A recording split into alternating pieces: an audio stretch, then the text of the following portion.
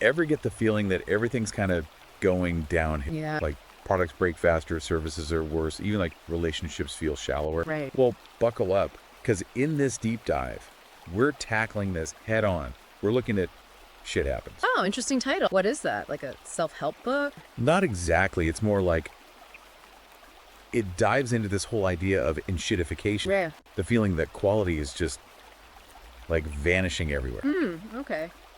I'm intrigued. Yeah. And the cool thing is, it doesn't just complain, it digs into the WH1. Like the root causes. Exactly. And one big thing is our own brain. Oh. Yeah, we're wired for instant gratification. Makes sense. We want it N now W, even if it means sacrificing quality later. We've all been there. That impulse buy that you regret later. Totally. And you know who's figured that out? Let me guess.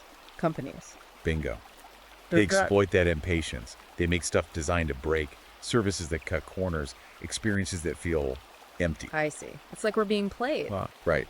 And it's not just like some small-time hustlers either. Ah. The book gives this crazy example.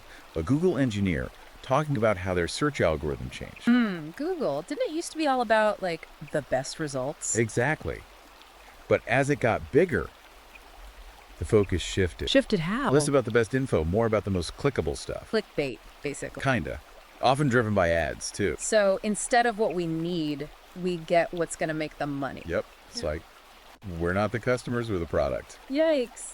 But, okay, so we're wired for instant gratification. Companies exploit it. This is sounding kind of I depressing. know, right? And it gets worse. Worse. The book compares this whole thing to the fall of the Roman Empire. Whoa, hold on. Isn't that a bit dramatic? Maybe, but Wait. there are parallels. Rome was this powerhouse, right? Innovation, prosperity, all that. Exactly. Sounds familiar, doesn't it? Yeah. But then cracks started appearing. Just- Economic instability, corruption, tech, used for control, not progress. Okay, I'm seeing the similarities now. And then, boom, collapse. So are we headed for the same fate? Well, not necessarily. Here. The book also talks about times like the Renaissance. After the Dark Ages, there was this amazing rebirth of culture and ideas. So it's proof that things can turn around. Exactly. But there's one thing this book really goes after. What's that? Big tech. Oh, okay. It calls out their whole obsession with data, how they build platforms that are designed to hook us, and how they make us think we're in control of our info when we're really not. Every click, every search, every like, it's all being tracked. You got it. Remember that Cambridge Analytica thing? Right. That was scary. Our data being used to manipulate us. Makes you think twice about hitting like on their next cat video, huh? Yeah, maybe. But what else does this book dive into? It goes even deeper. Fast fashion. It's kind of horrifying, actually. Yeah, the book paints a pretty grim picture. Mountains of clothes, environmental damage, and the way workers are treated. It's rough. Makes you wonder about that cheap shirt you snagged. Totally. Who really paid the price for that bargain? Exactly. The conditions, the environmental costs. It adds up. It's like we're on this crazy shopping treadmill. Buy stuff, it breaks. Buy more. Right. And the book talks about how things used to be different. Products were built to last, passed down through generations. Well, I wish it was still like that. Now it's all about planned obsolescence. They design things to break down, keep us buying more, keep those profits rolling. It's messed up. But the book goes beyond just stuff. You know, it talks about the loss of community. Oh, yeah. Like parks vanishing, replaced by gated community. Those cool public squares Right. gone. It's true. I miss those kinds of spaces. Too. It's not just about how it looks either. Right. It's deeper than that. It reflects bigger issues, like wall isolation. We're losing those shared experiences that like bring people together. Makes you wonder what we're trading it all for, right? More stuff, more screen time. Doesn't seem like a good deal. Not really. And speaking of screens, the book also gets into education. There's this example of a Silicon Valley school. Super high tech, personalized learning, AI tutors, the whole shebang. Sounds fancy. It is. But it makes you think. About. Are they really preparing kids for the future? Or just turning them into screen-addicted data points? Whoa, that's a good question. Technology has potential in education, for sure.